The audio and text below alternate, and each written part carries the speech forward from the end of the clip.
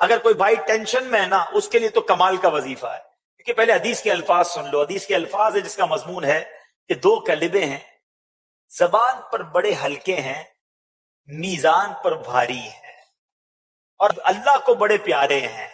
ایسے کون سے جملے ہیں جو اللہ کو پیارے بھی ہیں، زبان پر ہلکے بھی ہیں، میزان پر بھاری بھی ہیں؟ میرے آقا فرماتے ہیں وہ کلمے کیا ہیں؟ سبحان اللہ و بحمدہ سبحان اللہ العظیم. یقین کریں یہ میرا آزمایا ہوا وظیفہ ہے. آپ اس وظیفے کو پڑھیں، آپ کو فیل ہوگا آپ کی ٹینشن ریلیز ہو رہی ہے. بڑا پیارا وظیفہ جس کو نبی پاک نے جنت کا خزانہ کہا ہے. مسلم شریف کی حدیث ہے، میرے آقا فرماتے ہیں لا حول ولا قوت الا باللہ. یہ پڑھا کرو کیونکہ یہ جنت کے خزانوں میں سے خزانہ ہے. میرے آقا علیہ الصلوۃ والسلام فرماتے ہیں لا الہ الا اللہ کی گواہی دینا جنت کی کنجی ہے. نبی پاک علیہ الصلوۃ والسلام فرماتے ہیں جو بندہ دن یا رات کی کسی ساعت میں لا الہ الا اللہ کہتا ہے تو اس کے نامہ اعمال میں سے برائیاں مٹا کر اس کی جگہ اتنی ہی نیکیاں لکھ دی جاتی ہیں. ہائے ہائے، افضل الذکر کہا گیا، کلمہ پاک کو سب سے افضل ذکر کہا گیا. اور سنو ایک حدیث پاک میں ہے، میرے آقا علیہ الصلوۃ والسلام فرماتے ہیں کہ جو بندہ 100 مرتبہ لا الہ الا اللہ پڑھے گا، جب قیامت کے دن اٹھایا جائے گا تو اس کا چہرہ 14ویں کے چاند کی طرح چمکتا ہو، اور اس بندے سے افضل کسی کا عمل نہیں اٹھایا جاتا مگر جو اس کی مثل پڑھے یا اس سے زیادہ پڑھے. تو اے میرے میٹھے اسلامی بھائیوں، ہمیں کلمہ طیبہ کو کم از کم 100 بار تو روز پڑھے. ایک اور بڑا کمال کا وظیفہ پیارے آقا علیہ الصلوۃ والسلام فرماتے ہیں جو لا الہ الا اللہ وحدہ لا شریک لہ احدا صمدا لم یلد ولم یولد ولم یکن لہ کفوا احد، یہ پڑھ لے اللہ عز و جل اس کے لیے 20 لاکھ نیکیاں لکھے گا. ایک ایسی قرآن پاک کی آیت ہے جو تقریباً ہر ہی مسلمان کو یاد ہوتی ہے، بار بار وہ سنتا رہتا ہے، بڑی مشہور و معروف آیت ہے. بسم اللہ الرحمن الرحیم ان اللہ وملائکتہ یصلون علی النبی یا ایہا الذین آمنوا صلوا علیہ وسلموا تسلیما. صلی اللہ علی النبی الامی وآلہ صلی اللہ علیہ وسلم صلاۃ و سلام علیک یا سیدی یا رسول اللہ. یہ آیت جو درود ہے یہ بعض مفسرین کے نزدیک شعبان المعظم میں ہی نازل ہوئی ہے، اس لیے شعبان کو درود پاک پڑھنے کا مہینہ کہا جاتا ہے. درود پاک کے فضائل کیسے کیسے ہیں، ایسے ایسے واقعات احادیث کی کتابوں میں ملتے ہیں. ایک بڑا ہی نرالا اور بڑا ہی حیرت انگیز واقعہ آپ کو سناؤں. نزہۃ المجالس میں یہ واقعہ موجود ہے کہ ایک شخص نے ایک ہرنی کو شکار کیا، ہرنی کو شکار کیا اور نبی پاک علیہ الصلوۃ والسلام کے پاس سے گزرا. اللہ تبارک و تعالی نے اس ہرنی کو قوت گویائی عطا فرما دی، اور اس ہرنی نے نبی پاک علیہ الصلوۃ والسلام سے عرض کیا کہ حضور میرے چھوٹے چھوٹے دودھ پیتے بچے ہیں، اس وقت وہ بھوکے ہیں، آپ اس شکاری کو کہیے کہ یہ مجھے واپس جانے دے، میں اپنے بچوں کو دودھ پلا کر واپس آ جاؤں. حدیث پاک کا یہ واقعے کا میں خلاصہ پیش کر رہا ہوں. اب ذرا غور کریں، ماں جو ہے نا وہ ماں ہی ہوتی ہے. اس ہرنی نے یہ نہیں کہا کہ حضور مجھے کسی طرح رہائی دلوا دیں، عرض کیا میرے بچے چھوٹے ہیں، حضور مجھے تھوڑی دیر کی اجازت دلوا دیں، میں دودھ پلا کر واپس آ جاؤں گی. نبی پاک علیہ الصلوۃ والسلام نے اس طرح سوال کیا کہ اگر تم واپس نہ آئی تو اس ہرنی نے کیا کہا، اس کا جواب سنیے گا. وہ عرض کرتی کہ حضور اگر میں واپس نہ آؤں تو مجھ پر اللہ تبارک و تعالی کی ایسی لعنت ہو جیسی اس شخص پر لعنت ہوتی ہے کہ جس کے سامنے آپ کا ذکر کیا جائے اور وہ آپ پر درود نہ پڑھے. یعنی آپ سوچو، اس نے اس لعنت کا ذکر کیا. پیارے آقا علیہ الصلوۃ والسلام نے اب اس شکاری کو ارشاد فرمایا کہ اس ہرنی کو چھوڑ دو، میں ضمانت دیتا ہوں یہ واپس آ جائے گی۔ وہ ہرنی گئی اور تھوڑی دیر بعد، آج تک ایسا منظر نہیں دیکھا گیا تھا کہ کوئی شکار چھوٹ جائے اور واپس آئے۔ وہ ہرنی واپس آتی ہے، اپنے آپ کو گویا پھر سرنڈر کرتی ہے، پھر گرفتاری پیش کرتی ہے۔ اللہ اکبر۔ لیکن جب ایک روایت کے مطابق اس شکاری نے نبی پاک کی اور ہرنی کی گفتگو سنی، پیارے آقا کا یہ کمال دیکھا کہ آپ کے سامنے جانور گفتگو کرتے ہیں، آپ جانور کی بولیاں بھی جانتے ہیں، اور جب وہ ہرنی واپس آ گئی نبی پاک کے کہنے پر، تو وہ شکاری جو ہے وہ کلمہ پڑھ کر مسلمان ہو گیا۔ اس واقعے کی ایک اور خوبصورتی دیکھیں کہ اب جبریل امین بارگاہ رسالت میں حاضر ہوتے ہیں اور عرض کرتے ہیں، یا رسول اللہ صلی اللہ تعالی علیہ وسلم، اللہ تعالیٰ آپ پر سلام فرماتا ہے اور یہ ارشاد فرماتا ہے کہ مجھے اپنی عزت اور جلال کی قسم، میں آپ کی امت کے ساتھ اس سے بھی زیادہ مہربان ہوں جیسے کہ یہ ہرنی اپنی اولاد پر شفقت کر رہی ہے، اور میں آپ کو آپ کی امت کی طرف لوٹا دوں گا جیسا کہ ہرنی جو ہے وہ آپ کی طرف لوٹ کر واپس آئی ہے۔ تو یہاں نبی پاک کا مقام، پیارے آقا کا کمال، نبی پاک کا اعجاز بھی پتا چل رہا ہے، اور رب کی اس امت سے جو محبت ہے، رب کی جو کرم نوازی ہے، وہ بھی پتا چل رہی ہے۔ مگر اس کے ساتھ ساتھ نبی پاک علیہ الصلوۃ والسلام کا ذکر ہو اور درود نہ پڑھا جائے، یہ کتنا بڑا وبال ہے، یہ کتنی بڑی یوں سمجھیے کہ محرومی ہے، یہ بھی پتا چل رہا ہے۔ ایک حدیث پاک میں ہے جس کا مضمون ہے، جو درود پڑھنا بھول گیا گویا وہ جنت کا راستہ بھول گیا۔ تو درود جو ہے وہ ہماری زندگی میں شامل ہونا چاہیے، ہماری زبان ذکر و درود سے تر رہنی چاہیے، چلتے پھرتے اٹھتے بیٹھتے۔ اچھا، بالخصوص جب ہم محفلوں میں جائیں جہاں نبی پاک علیہ الصلوۃ والسلام کا ذکر کیا جائے، وہاں خاص درود پاک پڑھنا ہے۔ اور علماء بڑی پیاری بات فرماتے ہیں، جب کوئی بندہ، ہم بعض اوقات کسی نعت خوانی میں جاتے ہیں، اجتماع میں جاتے ہیں اور پیارے آقا علیہ الصلوۃ والسلام کا ذکر کئی بار سنتے ہیں، تو فرمائیں بندے کو چاہیے کہ اپنی زندگی میں ایک مخصوص تعداد میں روزانہ درود پاک پڑھتا رہے، یعنی مثال کے طور پہ 100 بار، 200 بار، اللہ توفیق دے تو 313 بار، اس سے زیادہ بار، تاکہ اگر پورے دن میں کہیں اس نے پیارے آقا علیہ الصلوۃ والسلام کا نام سنا اور درود پڑھنا رہ گیا، تو یہ جو بعد میں درود پاک پڑھنا ہے، یہ اس کے قائم مقام، اس کا آلٹرنیٹ ہو جائے گا۔ تو اپنی زندگی میں، اپنے معمول میں، اپنی روٹین میں ہمیں درود پاک کو شامل کرنا چاہیے۔ حضرت جابر بن عبداللہ فرماتے کہ نبی پاک علیہ الصلوۃ والسلام نے ہمیں کفار قریش کے مقابلے پر بھیجا، ایک جہاد کے لیے روانہ کیا۔ حضرت سیدنا ابو عبیدہ بن جراح رضی اللہ تعالیٰ عنہ، یہ عشرہ مبشرہ میں سے صحابی ہیں اور بڑے کمال کے جرنیل تھے۔ ان کو ہمارا سپہ سالار بنایا، کمانڈر بنایا، اور ہمیں کھجوروں کی ایک بوری دے دی کہ یہ راستے بھر آپ نے کھانی ہے۔ اونلی ڈیٹس، کھجوروں کی ایک بوری جو ہے وہ لشکر کو پاس تھی کھانے کے لیے۔ کہتے ہیں اس کے سوا کوئی اور چیز ہمارے پاس نہیں تھی۔ حضرت ابو عبیدہ روزانہ ہمیں ایک کھجور عطا فرماتے تھے۔ روز کی لشکر کی خوراک کیا تھی؟ ایک کھجور۔ یہاں میں تھوڑا سا بریک لے کر کچھ سمجھانا چاہوں گا، ذرا آگے سنیے۔ پہلے سوال کیا گیا کہ آپ ایک کھجور سے گزارا کیسے کرتے تھے؟ فرمایا ہم اس کو بچے کی طرح چوستے تھے، پھر اس کے اوپر پانی پی لیتے تھے، اور وہ رات تک ہمیں کافی ہو جاتی تھی۔ ہم اپنی لاٹھیوں سے درخت کے پتے گراتے، انہیں پانی میں بھگو کر کھا لیتے تھے۔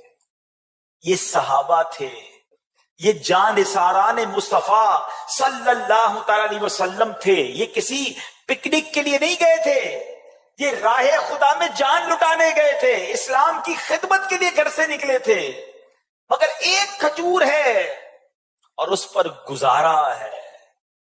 مگر آج ہمارے پاس بہت کچھ ہے، مگر پھر بھی شکوہ ہے، صحابہ نے یہ نہیں کہا یا رسول اللہ ہم جان لٹانے جا رہے ہیں، آپ کے دین کو بچانے جا رہے ہیں، ایک ایک کھجور پر کیسے زندہ رہیں گے، حضور کچھ تو اور دیجئے۔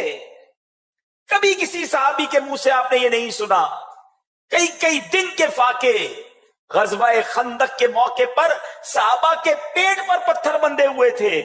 واقعہ آپ کیسے بھول سکتے ہیں کہ صحابی رسول نبی پاک کے پاس آئے غزوہ خندق کے موقع پر، عرض کی حضور الجوع، بھوک۔ حضور پیٹ پر پتھر بندھا ہوا ہے۔ کونین کے والی صلی اللہ تعالی علیہ وسلم نے جب اپنا کرتا اٹھایا تو میرے آقا علیہ الصلوۃ والسلام کے پیٹ پر 2 پتھر بندھے ہوئے تھے۔ زباں پر شکوے رنج و الم لایا نہیں کرتے، زباں پر شکوے رنج و الم لایا نہیں کرتے، نبی کے نام لیوا غم سے گھبرایا نہیں کرتے۔ کبھی جو کی موٹی روٹی تو کبھی کھجور پانی، تیرا ایسا سادہ کھانا مدنی مدینے والے ہے چٹائی کا بچھونا، کبھی خاک ہی پہ سونا، کبھی ہاتھ کا سرہانا مدنی مدینے والے۔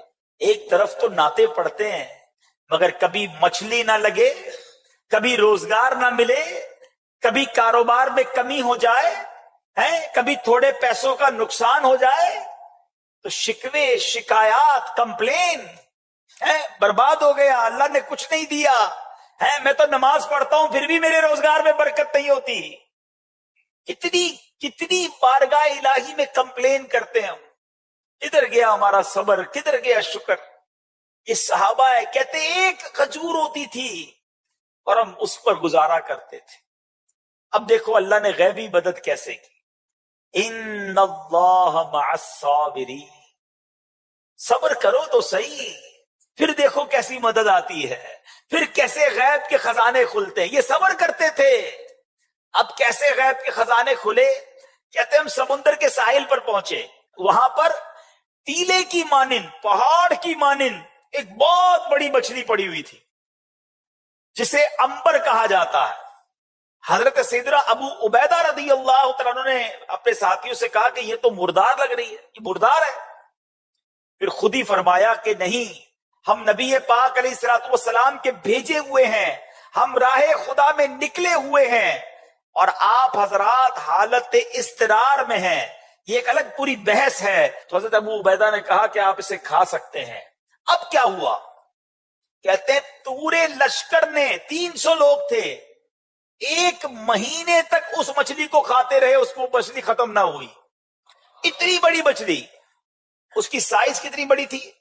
فرماتے ہیں کہ ہم نے کھایا کہ ہم سارے فربا ہو گئے، تگڑے ہو گئے۔ مجھے یاد ہے وہ صحابی کہتے ہیں کہ ہم اس کی آنکھ کے جو ہول تھا، گھڑا تھا، اس پہ سے مٹکے بھر کر چربی نکالتے اور اس مچھلی سے بیل جتنے بڑے بڑے ٹکڑے کاٹتے تھے۔ اتنی بڑی مچھلی تھی۔ کہتے ہیں کہ اس مچھلی کی آنکھ کا حلقہ اتنا تھا کہ حضرت ابو عبیدہ نے ہم میں 13 آدمیوں کو اس کے آنکھ کے حلقے میں بٹھایا تو ہم سارے اس میں سما گئے۔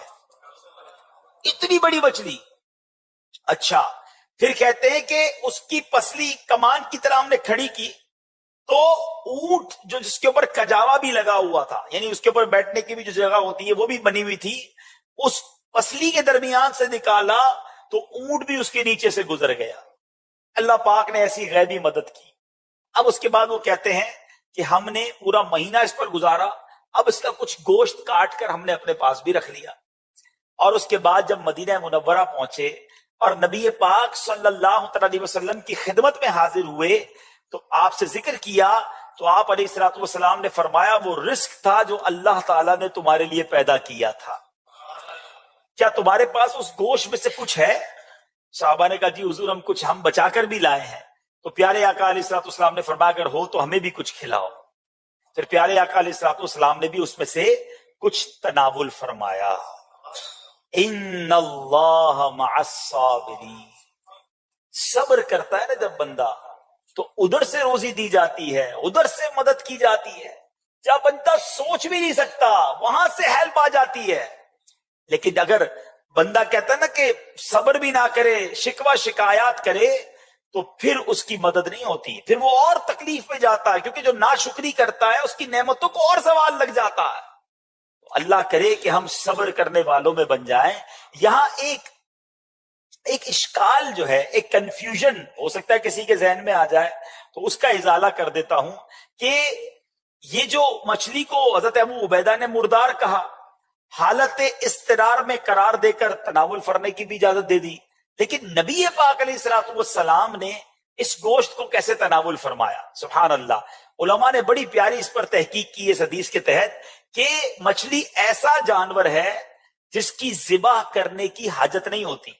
حضرت ابو عبیدہ رضی اللہ تعالیٰ عنہ کو اس کے حلال ہونے کا علم نہیں تھا، کیونکہ پھر یہ کہ ملنے والی مچھلی ایسی تھی جو سمندر کے کنارے پر ملی تھی، اسے باقاعدہ شکار نہیں کیا گیا تھا، اس لیے یہ مزید مشکوک ہو گئی، تو انہوں نے اس مچھلی کو مردار قرار دے دیا۔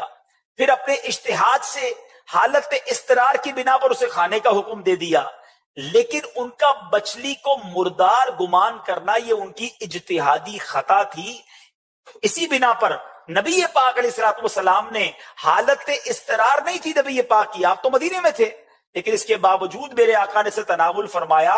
شارحین حدیث نے پیارے آقا علیہ الصلوۃ والسلام کی طرف سے اس مچھلی کو کھائے جانے کے بہت خوبصورت نکات بیان فرمائے، مثلاً یہ غیبی رزق تھا اور برکت والا گوشت تھا، اس کے پیارے آقا علیہ الصلوۃ والسلام نے اسے طلب کیا اور تناول فرمایا۔ اور اس نقطے کے ساتھ ساتھ عین ممکن ہے کہ حضرت ابو عبیدہ رضی اللہ تعالیٰ عنہ کی اجتہادی خطا دور کرنے کے لیے نبی پاک علیہ الصلوۃ والسلام نے بطور خاص مچھلی کا گوشت تناول فرمایا، تاکہ ان کو اور دیگر حضرات کو اس کے حلال ہونے کا علم ہو جائے۔ بہرحال اس واقعے کی خوبصورتی اپنی جگہ، مگر یہاں یہ سبق ملا کہ زندگی میں مشکلیں آتی ہیں، پریشانیاں آتی ہیں، بعض اوقات انسان کسی بڑی مشکل میں پھنس جاتا ہے اور اپنے ذہن سے سوچتا ہے کہ اب میں اس سے نہیں نکل سکوں گا، مگر ایسا نہیں ہے۔ اگر اللہ پر بھروسہ ہونا تو اللہ کریم طوفان بھی ٹال دیتا ہے، اس کی رحمت ایسے کنارے لگاتی ہے کہ بندے کی عقل حیران ہو جاتی ہے۔ یہی مچھلی والا واقعہ جو حضرت یونس علیہ الصلوۃ والسلام، اللہ کے نبی ہے نا، مگر وہ بھی تو مچھلی کے پیٹ میں رہے، اور مچھلی کے پیٹ سے کیسے زندہ باہر آیا، یہ بھی اللہ کی قدرت کا ایک نظارہ ہے۔ اور آپ نے سبحان اللہ وہ مچھلی کے پیٹ میں جو وظیفہ پڑھا تھا، لا الہ الا انت سبحانک انی کنت من الظالمین، یہ وظیفہ بتا رہا ہے کہ اگر آپ کسی ایسی بند کوٹھڑی میں گویا پھنس گئے ہیں، آپ کو لگتا ہے کہ یہ غموں کی کوٹھڑی سے کیسے باہر نکلوں گا، یہ پرابلم بڑا ہے، اللہ پر بھروسہ رکھو۔ تو ہمیں اللہ کی رحمت پر بھروسہ رکھنا ہے اور مشکلوں سے گھبرانا نہیں ہے۔ بیٹے اسلامی بھائیو، اس مہم کا نام جو ابھی ہم نے سنا، اس کو سیف البحر کہا جاتا ہے۔ 300 جاں بازوں کی جو فوج تھی، اس کے سپہ سالار حضرت ابو عبیدہ بن جراح عشرہ مبشرہ میں سے تھے، اور نبی پاک علیہ الصلوۃ والسلام نے ان کو امین الامت یعنی امت کا امانت دار یہ پیارا لقب عطا فرمایا۔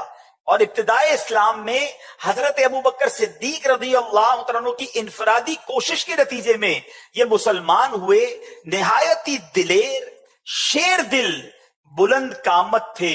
اور غزوہ احد کے موقع پر جب نبی پاک علیہ الصلوۃ والسلام کے مبارک رخساروں میں لوہے کی 2 کڑیاں پیوست ہو گئی تھی، میرے آقا زخمی ہوئے تھے، تو حضرت ابو عبیدہ ہی تھے جنہوں نے اپنے دانتوں سے نبی پاک کے گال مبارک سے ان کڑیوں کو کھینچا، لیکن اس کو نکالنے میں حضرت ابو عبیدہ رضی اللہ تعالیٰ عنہ کے 2 دانت شہید ہو گئے تھے۔ بڑے جانثار صحابی، اللہ کریم تربت حضرت ابو عبیدہ پر اپنی رحمتوں کی بارش نازل فرمائے اور ان کے صدقے ہماری مغفرت فرمائے۔ حضرت عمر فاروق کا ایک قول ہے ان کے بارے میں، آپ کچھ اس طرح فرماتے ہیں کہ میری خواہش یہ ہے کہ ایک کمرہ ہو اور اس میں ابو عبیدہ جیسے بہت سارے لوگ ہوں، میرے پاس ایسے اور لوگ ہوں، کیونکہ امت کے لیے ان کا جو کردار رہا، آپ امین الامت ہیں۔ سبحان اللہ، اللہ کریم ان صحابہ کرام کی برکتیں ہم سب کو نصیب فرمائے۔ یہ ایسی قربانیاں دی ہیں صحابہ کرام نے، پھر ایسی نعرہ ہم نہیں لگاتے، ہر صحابی نبی یہ نبی پاک کے جان نثار ہیں. بہرحال میرے میٹھے اسلامی بھائیوں، یہ جو مچھلی کے بارے میں، اب میں چاہتا ہوں کہ اب مچھلی کے بارے میں اور اس سمندری مخلوق کے بارے میں بڑی عجیب و غریب معلومات ہیں، وہ بھی آپ کے ساتھ شیئر کر دوں. آپ پکڑتے تو ہیں، کھاتے بھی کھانے والے ہیں، لیکن معلومات بہت ساری نہیں ہوتی. پہلے تو میں آپ کو یہ بتاؤں، اللہ کی رحمت سے اللہ کرم فرمایا میں جنت میں داخلہ عطا فرمائے. جنتیوں کو جنت میں جو سب سے پہلی غذا کھلائی جائے گی، سبحان اللہ، وہ غذا کیا ہوگی؟ بخاری شریف میں ہے کہ نبی پاک علیہ الصلوۃ والسلام کا فرمان کا ایک حصہ ہے، پہلا وہ کھانا جسے جنتی کھائیں گے وہ مچھلی کی کلیجی کا کنارہ ہے. ہائے ہائے، جنت کی پہلی دعوت جب ہوگی انشاءاللہ اللہ کی رحمت سے، تو پہلا کھانا یہ ہوگا کہ جنتیوں کو مچھلی کی کلیجی کا کنارہ کھلایا جائے گا. ایک اور بڑا دلچسپ سوال ہے کہ سارے جانور بولتے ہیں، مچھلی کیوں نہیں بولتی؟ امام غزالی رحمت اللہ تعالی علیہ نے مکاشفۃ القلوب میں ایک بڑی عجیب و غریب حکمت اس کی لکھی ہے کہ اللہ تبارک و تعالیٰ نے تمام جانوروں کو زبان سے مشرف فرمایا مگر مچھلی کو محروم کیا گیا. اس کا سبب یہ ہے کہ حضرت آدم صفی اللہ علی نبینا علیہ الصلوۃ والسلام کو سجدہ کرنے سے انکار کی وجہ سے جب شیطان لعین کی شکل بگاڑ کر اسے زمین پر پھینک دیا گیا تو اس نے سمندر کا رخ کیا. اسے سب سے پہلے مچھلی نظر آئی. شیطان نے حضرت آدم علیہ الصلوۃ والسلام کی پیدائش کا واقعہ سناتے ہوئے یہ بھی کہا کہ وہ خشکی اور پانی کے جانوروں کا شکار کریں گے. مچھلی نے تمام دریائی جانوروں میں یہ بات پھیلا دی، اس وجہ سے اسے بولنے کی صلاحیت سے محروم کر دیا گیا. اچھا، یہاں ایک اور بڑی دلچسپ بات کہ مچھلی جو ہے وہ بغیر ذبح کر کے کھائی جاتی ہے. اس کی وجہ کیا ہے؟ شاید بچپن سے کھا رہے ہیں، وجہ نہیں پتا. چلیں آج یہ بھی سن لیجئے کہ اعلیٰ حضرت امام اہل سنت فرماتے ہیں کہ مچھلی اور ٹڈی اس پہ خون ہوتا ہی نہیں ہے، یعنی اس کے اخراج کی، اس کو خارج کرنے کی حاجت ہی نہیں. اس لیے جس میں خون نہ ہو ان جانوروں میں ہمارے یہاں صرف یہ دو ہی حلال ہیں، لہذا یہ بے ذبح کھائے جاتے ہیں. اور یاد رہے سوال یہ ہے کہ مچھلی کا خون پاک ہے یا ناپاک؟ تو بڑا پیارا فقہی جواب ہے کہ پاک اور ناپاک کا مسئلہ تو جب ہو کہ جب مچھلی میں خون بھی ہو. مچھلی میں خون ہے ہی نہیں، یہ جو بھی لیکوڈ نکلتا ہے یہ خون نہیں ہے، اس لیے وہ ناپاک بھی نہیں ہے، اسی لیے اس کو ذبح بھی نہیں کیا جاتا. اچھا، مچھلی کی کون کون سی چیزیں ناپاک ہیں؟ یہ ایک سوال ہے. تو علماء فرماتے ہیں کہ مچھلی میں کوئی بھی چیز ناپاک نہیں ہے. مچھلی کو کاٹیں، مچھلی کے اندر کوئی بھی چیز جو ہے وہ ناپاک نہیں ہے. ایک بڑا عجب واقعہ کتابوں میں لکھا، جب سکندر بادشاہ تھا، اللہ پاک نے اس سمندر کو کیسی عجیب و غریب مخلوقوں سے بھر رکھا ہے. میرے رب کی شان دیکھو. اس سمندر کو جب دیکھے نا تو اللہ کی قدرت سمجھ آنی چاہیے. ان اللہ علی کل شیء قدیر. 67% دنیا میں پانی ہے، ٹھیک ہے، اور اس کے اندر کتنی تعداد ہے مچھلیوں. اور ایک تحقیق میں نے پڑھی تھی کہ اگر اس دنیا سے خوراک ختم ہو جائے نا، اناج ختم ہو جائے، جانور پرندے سب ختم ہو جائیں، تو بھی سمندر 100 سال تک دنیا کو خوراک دے سکتا ہے. اللہ کی قدرت. اور کتنی بڑی بڑی مچھلیاں ہیں. ذرا واقعہ سنیے گا کہ سکندر بادشاہ کی فوج جو ہے ہندوستان سے بحری جہاز میں روانہ ہوئی. شام کے وقت سمندر میں ایک جزیرہ یعنی خشکی کا ٹکڑا تھا، نظر آیا، آئرلینڈ نظر آیا.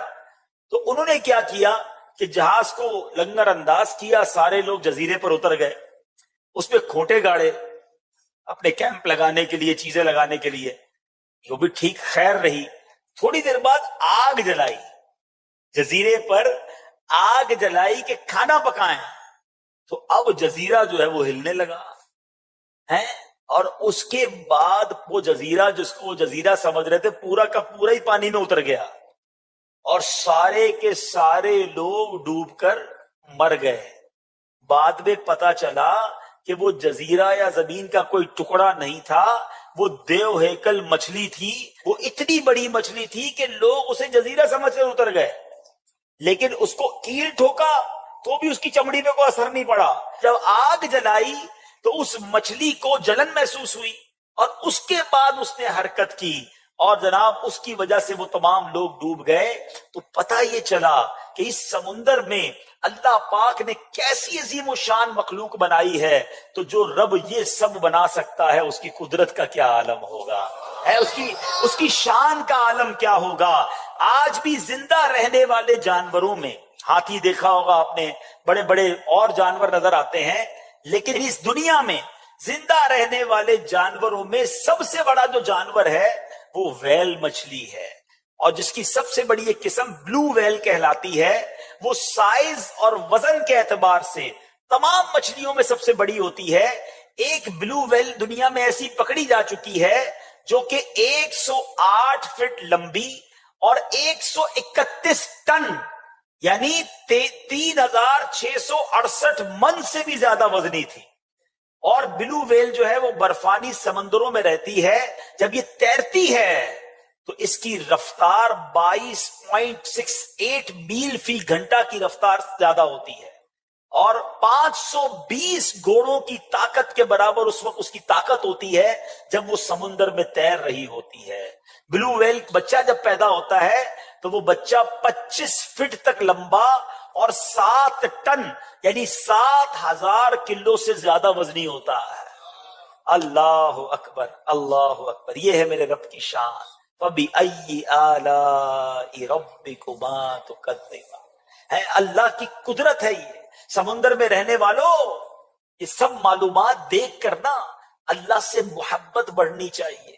جب سمندر کی خوبصورتی دیکھیں, جب دنیا کی خوبصورتی دیکھیں نا, تو اللہ کرے کہ اس وقت یہ ذہن بنے کہ میرے مولا نے دنیا ایسی بنائی ہے تو اس کی جنت کیسی ہوگی.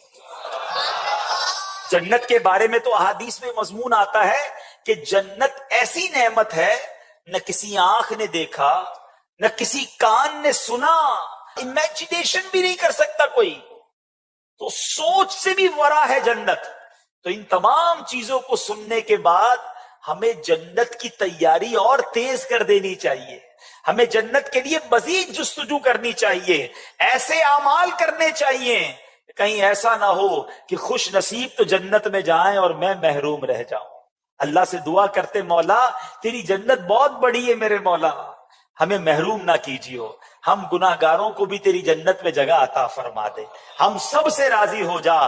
تو بہرحال میرے بیچے اسلامی بھائیوں, ایک اور بڑا عجیب واقعہ بزرگان دین کا میں آج کوشش کروں گا اپنے بیان میں اسی ٹاپک کو کنٹینیو کروں تاکہ یہاں کے لوگوں کی دلچسپی بھی اور حیرت انگیز باتیں ہیں. ایک بزرگ اپنی بچی کے ساتھ کسی کشتی میں جا رہے تھے, تو وہ مچھلیاں پکڑ رہے تھے. نیک آدمی تھا مگر بچی بڑی سمجھدار تھی. وہ مچھلی پکڑتے ٹوکری میں ڈالتے, بچی جو ہے مچھلی اٹھاتی پیچھے سے واپس پانی میں ڈال دیتی. اب وہ ٹوکری پہ مچھلی ڈالی جا رہے ہیں, بیٹی پیچھے سے پانی میں ڈالی جا رہی ہے. جب پورا سفر ختم ہو گیا تو کہا, بیٹی بتاؤ کتنی مچھلیاں جمع ہوئی؟ کہا, بابا جان مچھلیاں تو میں نے ساری پانی میں ڈال دی. کہ یہ کیا کیا, اتنی محنت سارا دن کوشش کی. تو کہا, حضور آپ ہی نے تو بتایا تھا کہ حدیث پاک میں ہے جال میں وہی مچھلی پھنستی ہے جو اللہ کے ذکر سے غافل ہو جاتی ہے, لہذا مجھے اچھا نہیں لگا ہم وہ مچھلی کھائیں جو ذکر اللہ سے غافل ہو گئی. اپنی بچی کی زبان سے یہ حکمت بھری بات سن کر اس شخص پر رکت طاری ہو گئی اور وہ رونے لگا اور مچھلی پکڑنے کا کانٹا سائیڈ پہ ڈال دیا. اس واقعے سے یہ نہیں معلوم ہوتا, یہ کوئی یہ نہ سمجھے کہ مچھلی نہیں کھا سکتے, مچھلی کھا سکتے ہیں, مگر یہ بات سمجھنے والی ہے. ایک اور حدیث پاک سناتا ہوں. نبی پاک علیہ الصلوۃ والسلام فرماتے, کسی درخت پر کلاڑا اس وقت چلتا ہے جب وہ ذکر اللہ سے غفلت اختیار کرے. جو جانور ذکر اللہ سے غافل ہوتا ہے وہی ذبح کر دیا جاتا ہے. بزرگان دین کے اقوال ہے. اس سے کیا سیکھنے کو ملا کہ اگر جانور ذکر کرنا چھوڑ دے تو وہ پکڑا جاتا ہے, گرفتار ہو جاتا ہے. ہم تو اشرف المخلوقات کہلاتے ہیں نا, کتنا ذکر کرتے ہیں, کتنا اللہ کو یاد کرتے ہیں. اگر مجھے اور آپ کو پکڑا نہیں جا رہا, مجھے اور آپ کو پکڑا نہیں جا رہا, لیکن کہیں تو جواب دینا پڑے گا نا کہ ان اوقات کو، ان ایام کو، ان نعمتوں کو کیسے گزارا. یہ بات سمجھنے والی ہے. ایک اور واقعہ سنیے. حضرت جنید بغدادی یہ اولیاء کرام کی جماعت کے سردار کہلاتے ہیں. ایک بار کسی شخص نے آپ کو پرندہ تحفے میں بھیجا. آپ نے قبول فرما کر اس پرندے کو پنجرے میں بند کر دیا. کچھ مدت کے پاس اپنے پاس رکھ کر اسے آزاد کر دیا. تو کسی نے، لوگوں نے پوچھا کہ حضرت آپ نے پرندے کو آزاد کیوں کر دیا؟ تو کہا مجھے وہ پرندہ بڑی منت سے کہنے لگا، اے جنید افسوس ہے، تم تو اپنے دوستوں کے ساتھ ملاقات کا لطف اٹھاتے ہو، مجھے میرے دوستوں سے ملاقات سے تم نے دور رکھا ہے اور پنجرے میں بند رکھا ہوا ہے. کہتے ہیں مجھے بڑا رحم آیا، میں نے پرندے کو آزاد کر دیا. پرندہ اڑتے وقت کہنے لگا کہ پرندہ یا جانور جب تک ذکر اللہ میں مصروف رہتا ہے آزاد رہتا ہے، جب اس پر غفلت طاری ہوتی ہے قید میں مبتلا ہو جاتا ہے. اے جنید، میں یاد الہی سے ایک ہی دن غافل ہوا تھا جس کی سزا مجھے پنجرے کی سخت قید میں بھگتنا پڑی. ہائے ان لوگوں کا کیا حال ہوگا جو اکثر اوقات ذکر اللہ سے غافل رہتے ہیں. اے جنید، میں آپ کے سامنے پکا وعدہ کرتا ہوں کہ آئندہ کبھی ذکر اللہ سے غافل نہ رہوں گا. یہ کہہ کر وہ پرندہ اڑ گیا. پھر وہ پرندہ حضرت جنید بغدادی رحمت اللہ تعالی کی زیارت کے لیے آیا کرتا اور ان کے ہمراہ دسترخوان پر دانے وغیرہ بھی چنتا تھا. جب حضرت جنید بغدادی کا انتقال ہوا تو وہ پرندہ بھی زمین پر گرا اور تڑپ تڑپ کر مر گیا. اس کے بعد حضرت جنید بغدادی کو کسی نے خواب میں دیکھ کر پوچھا کہ آپ کے ساتھ کیا معاملہ ہوا؟ حضرت جنید بغدادی کہتے ہیں چونکہ میں نے اس پرندے پر رحم کھایا تھا، اللہ کریم نے بھی مجھ پر رحم فرما دیا.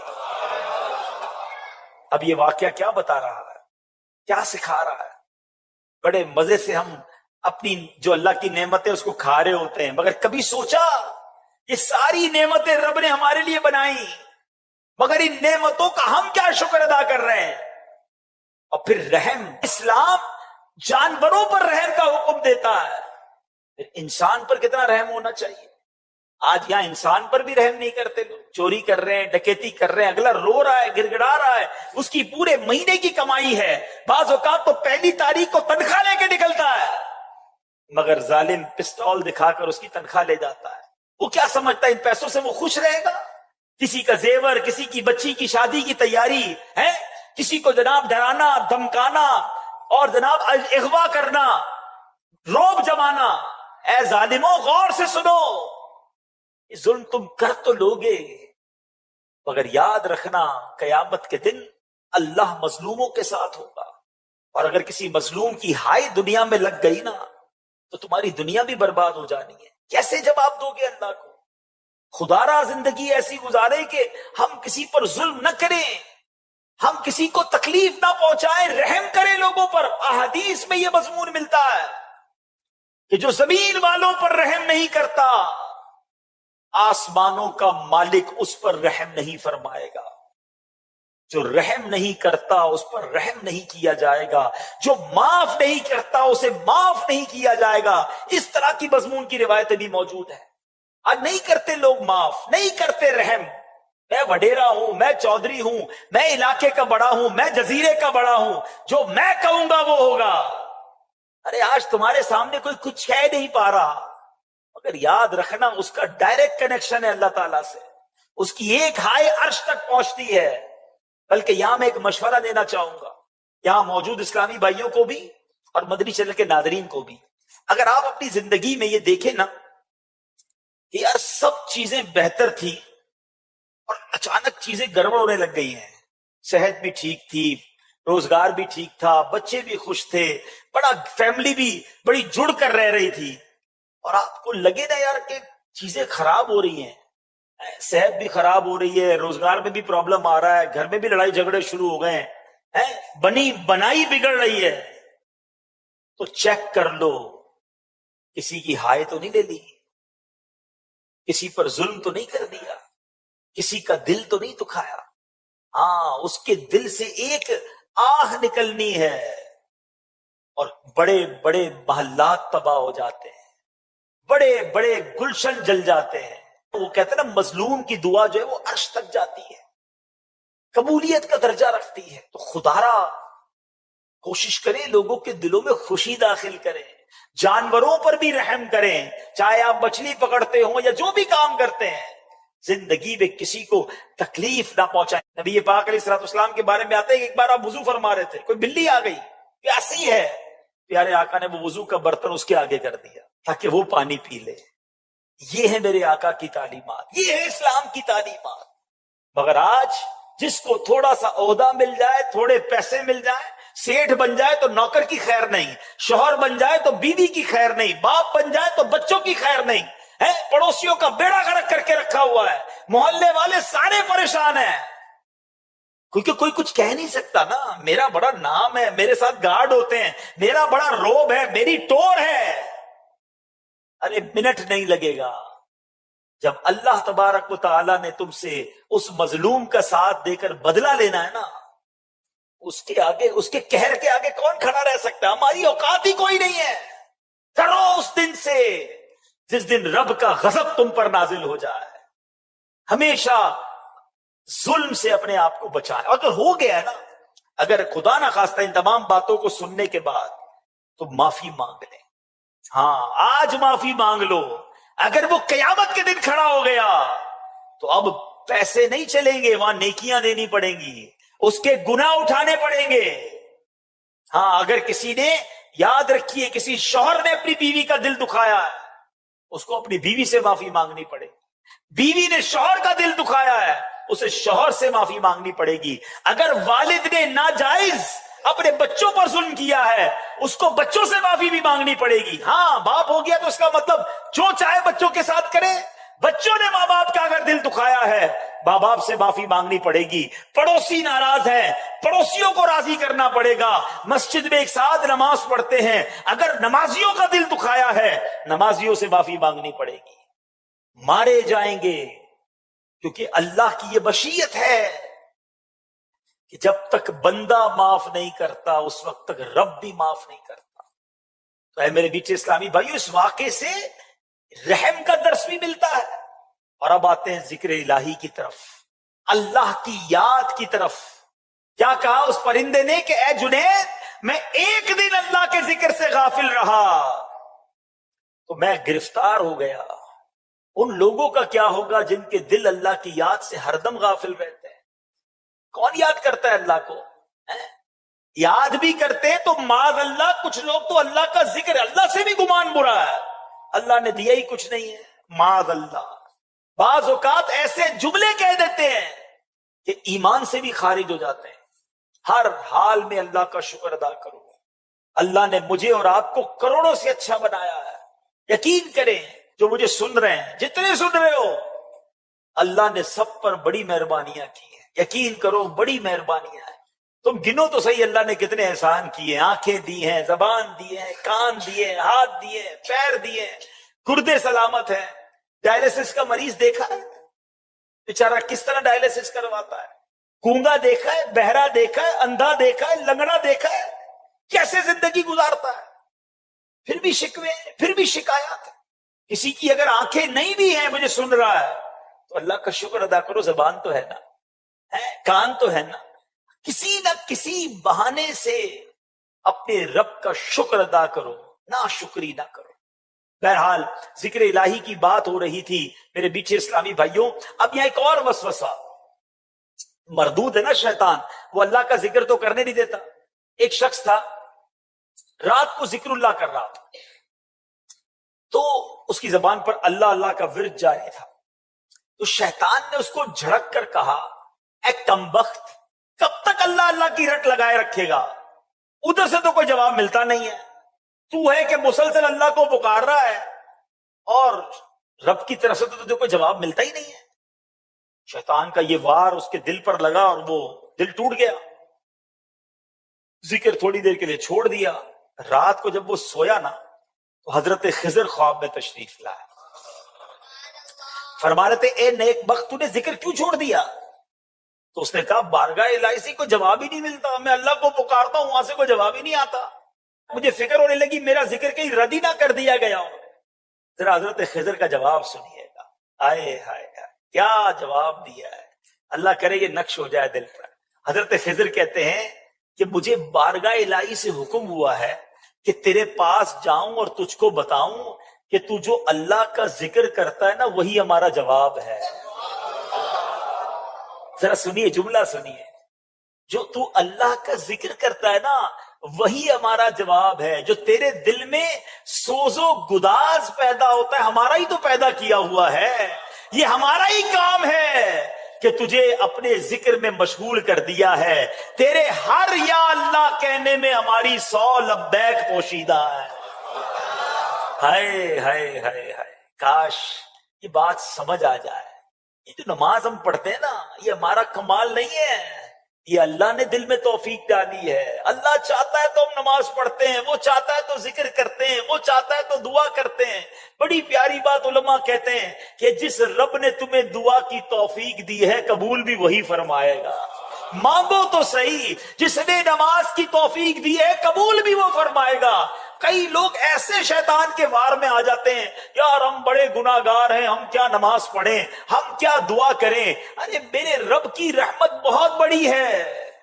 کیا خوبصورت بات پنجابی شاعر لکھتے ہیں نا, رحمت دا دریا الہی ہر دم وگدا تیرا, جے قطرہ بخشے مینو کم بڑھ جاوے میرا, جے میں ویکھاں عملہ ولے کچھ نہیں میرے پلے. مالک جب بھی اپنے عمل دیکھے ہیں تو شرمندگی ہی ہوتی ہے, کچھ ہے ہی نہیں, کیا پیش کریں. بس ایک امید رحمت والے رب سے ہے کہ جے میں ویکھا عملہ ولے کچھ نہیں میرے پلے, جے ویکھا میں رحمت رب دی بھلے بلے بلے. انشاءاللہ اللہ کی رحمت ساتھ ہوگی تو بیڑا پار ہو جانا ہے. اس رحمت والے رب کو یاد تو کرو نا, اس کا ذکر تو کیجئے. اللہ اکبر. آپ نے حضرت جنید بغدادی کا واقعہ تو سنا. اب حضرت جنید بغدادی کا انداز کیا ہوتا تھا. ایک بار آپ نائی کے پاس گئے, مونچھیں کٹوانے گئے, آپ ذکر الہی کر رہے تھے. نائی نے کہا حضور تھوڑی دیر تو خاموش ہو جائیں, مجھے آپ کی مونچھیں کاٹنی کہ آپ کے ہونٹ پہ کٹ نہ لگ جائے. کہتے ہیں میرے ہونٹ کٹتے ہیں تو کٹ جائیں, میں اللہ کا ذکر نہیں چھوڑ سکتا. ایک ایک لمحہ ذکر الہی میں گزارتے تھے. انہوں نے حدیثیں سنی ہیں, انہوں نے قرآن کی آیتیں سنی ہیں. آؤ میں آپ کو میرے میٹھے اسلامی بھائیوں نبی پاک علیہ الصلوۃ والسلام کی حدیث سناتا ہوں. اللہ کا ذکر کرنے والے کتنے خوش نصیب ہیں, اس کو یاد کرنا یہ کتنی بڑی سعادت ہے. بخاری شریف کی حدیث ہے, سیدنا ابو ہریرہ رضی اللہ تعالیٰ عنہ اس حدیث کے راوی ہیں. نور کے پیکر, تمام نبیوں کے سرور, دو جہاں کے تاجور, سلطان بحر و بر صلی اللہ تعالیٰ علیہ وسلم نے فرمایا, اللہ عز و جل فرماتا ہے. اس کا مطلب یہ حدیث قدسی ہے. رب فرماتا ہے کہ میں اپنے بندے کے گمان کے قریب ہوں جو وہ مجھ سے کرتا ہے. جب وہ میرا ذکر کرتا ہے تو میں اس کے ساتھ ہوتا ہوں. اگر وہ مجھے تنہائی میں یاد کرتا ہے میں بھی اسے تنہا یاد کرتا ہوں. اگر وہ میرا ذکر مجمع میں کرتا ہے تو میں اس سے بہتر مجمع میں اس کا ذکر کرتا ہوں, یعنی فرشتوں میں ان کا ذکر کرتا ہوں. اگر وہ ایک بالشت مجھ سے قریب ہوتا ہے تو میری رحمت اس سے ایک ہاتھ قریب ہو جاتی ہے. اگر وہ ایک ہاتھ میرے قریب آتا ہے تو میری رحمت اس سے 2 ہاتھ قریب ہو جاتی ہے. اگر وہ میرے پاس چلتے ہوئے آتا ہے تو میری رحمت اس کے پاس دوڑتی ہوئی آتی ہے. ہائے ہائے ہائے, رب کی رحمت کی طرف سے تو یہ اعلان ہے کہ آ جاؤ میرے بندو. اس کی رحمت تو چاہ رہی ہے کہ ہماری بخشش ہو جائے. میرے رب کی رضا ہے کہ ہم بخشے جائیں, رحمتیں ہم پر برسائے. مگر یہ کیسا بندہ ہے جو اس سے دور بھاگتا ہے.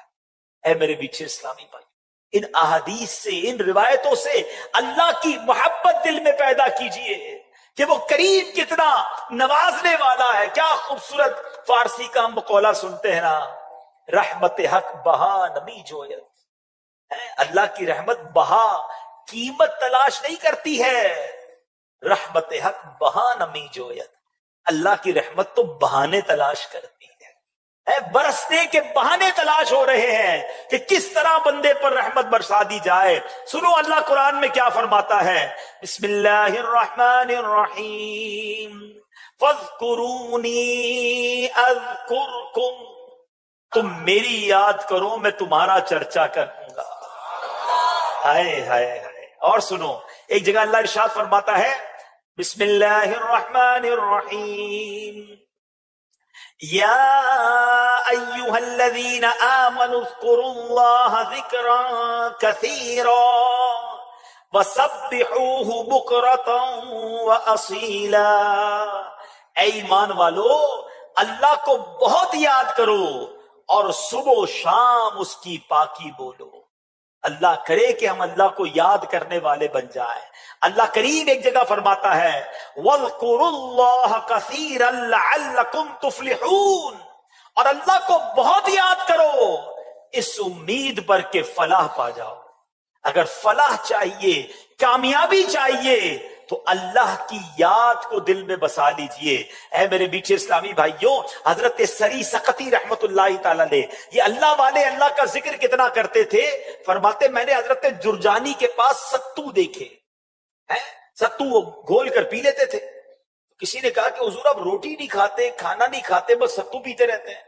تو فرمایا میں نے روٹی چبانے میں جتنی ٹائم روٹی چبانے میں لگتا ہے کھانا کھانے کے لیے اور جتنی دیر ستو پینے میں لگتا ہے، ان دونوں کے درمیان میں نے 90 مرتبہ جو ہے وہ تسبیح کا فرق دیکھا ہے. یعنی 90 ٹائمز میں اللہ کی تسبیح کر لیتا ہوں. اگر کھانا روٹی کے ساتھ کھاتا ہوں تو ٹائم زیادہ لگتا ہے، ستو میں جلدی پیٹ بھر جاتا ہے. تو فرماتے 40 سال ہو گئے میں نے روٹی نہیں چبائی ہے. اتنا وقت کی قدر تھی انہیں، ایک ایک سیکنڈ کی ویلیو تھی.